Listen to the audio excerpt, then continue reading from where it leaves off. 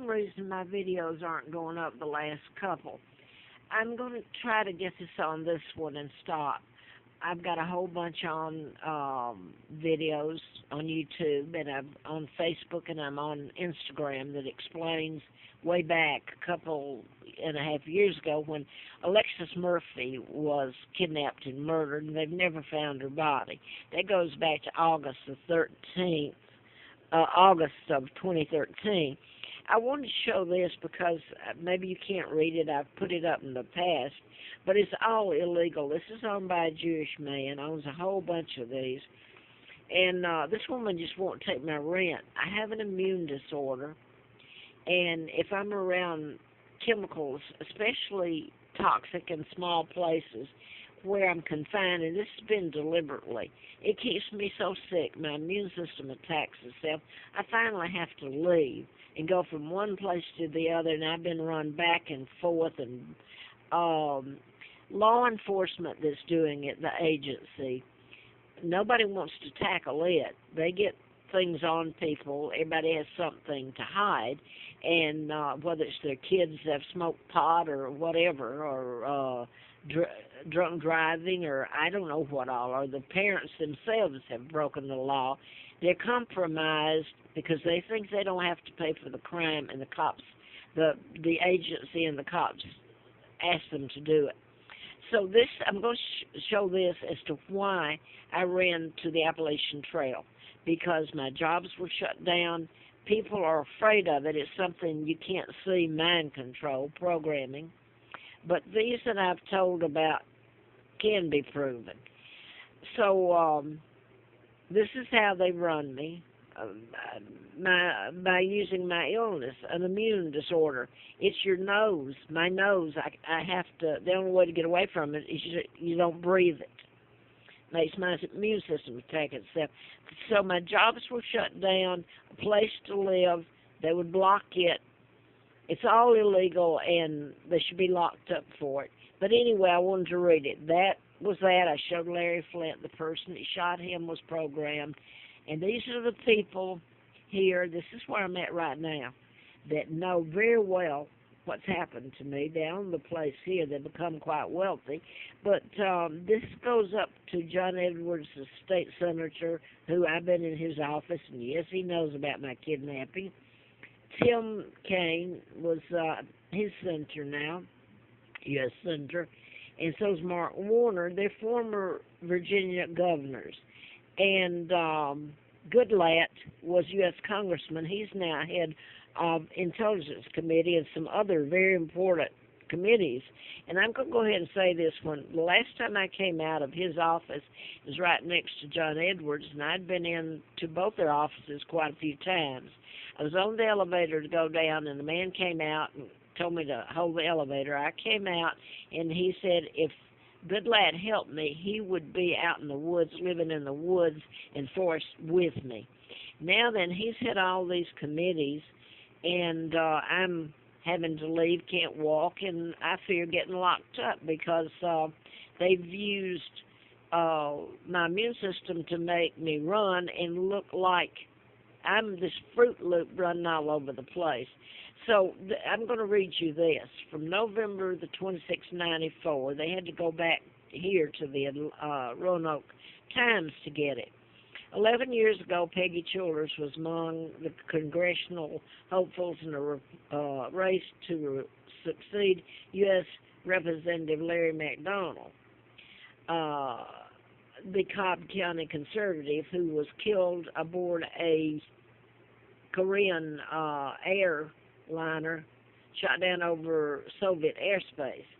Now I'm dubbed Crazy Margaret by, my real name is Margaret N. Windsor, and I was kidnapped in 41, and yes, I am Margaret N. Windsor, along the Appalachian Trail. Childers is in a homeless shelter in Western Virginia, ousted last week by a U.S. magistrate from the tent she called home in the National Forest. Folks just can't stay there. These hiker shelters aren't meant for people to sit. They have rats, snakes, spiders, cold beyond belief, especially when you're like me. You didn't have the gear that everybody else had, food, And by the way, I'm going to say this again. John Kennedy came up there. And I'll pinpoint it. He came up the old trail with his buddy that was always with him. And the plane went down in 1999. This happened when he came up the trail, especially, he said, to come and see how I was living. In other words, to make fun of me. His dad helped in my kidnapping, his grandfather, who was ambassador to England during that time. So I'll leave it at that. So, and there's a cover-up about how his plane went down and everything with him on it. But nobody cares that he came up with a backpack on and spent all the money to come and just see how I was living. So anyway, he came up there in early spring of '93, I guess, because it's when they were putting the new trail in. The old trail was still there off the mountain pass, the mile and a half up. So here is, I'm going to read the rest of it if I can to show why I went to the mountain and froze and starved and what they've done with me. It's the third time Childers, a former medical secretary and unpublished author, who says she's really Margaret Ann Windsor, heir to the British throne. That's all true. A 99-year seal was put on it. It has been bumped from federal land in 3 years. This is a joke to them. By the way, I want to read this. This is for a photo before I had to live and freeze in national forest, have a place to put I didn't even have a tent. I stay here as long as I can, Childers, 55, this name I still have to use, said from the Roanoke Rescue Mission, and then they banned me there because I had a book from Jack Hartsfield. He's a federal agent called Lincoln Lawrence wrote it, Were We Puppets? So anyway, it was talking about mind control. So they bumped me from there. Later, the marshals took me back there, and one of the marshals was a friend of mine, Robert. The biggest problem is Childers claims is a government conspiracy to keep her homeless and cloak her true identity. Well, yeah, that's the truth. That's what Larry Flint was attempting to write about, and he was shot, Childers said, of the Hustler magazine publisher, shot and paralyzed during a 1978 obscenity trial in Lawrenceville, Georgia. I was doing the book in Marietta, and I don't know that that's why he was shot. I don't think I ever made that statement. Anyway, the evolution from candidate to park interloper living off of food. So I was lucky to get a food stamp. Oh, my goodness. And hiker shelter isn't a surprise to those familiar with the strange Cobb-based congressional race a decade ago. In fact, Childers quickly stood out, so they go into all that because that was odd. Flint wrote a glowing editorial praising Childers and kicked in $1,000 for the campaign. But here's the deal. He helped in my campaign, and you know who all the contributions came from? It was, you think I'm the criminal in all this. It came, but I was glad to get it, and I'm not saying that. It came from Vegas, the casino owners, and I don't know if it was the owners, but it came from the casinos. And I want to read this if I can, and it's going to go off. I don't even know these people. There are options available, so they're inferring you're crazy, okay, through social services and mental health clinics. And this was a long time ago. So this was before, I'm trying to think, this was back when I first went up there, 94, I guess it was, 92, to the trails, just to have a place to live.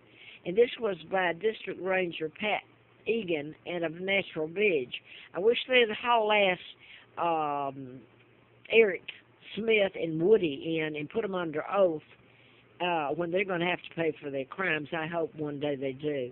Anyway, they put little pink circles, accent the apples of her. This was the Roanoke Times. Cheekbones. The sun and cold have stripped away a complexion already marked by age. The deep wrinkles in her forehead, so forth and so on. So I'm going to go on down to here. Newspaper magazine clippings provide a glimpse of her life and the life she says she's lived. Childers keeps a pudgy envelope stuffed with pictures of King Edward VIII. Well, I still have it. At least I have that. and the legendary painter George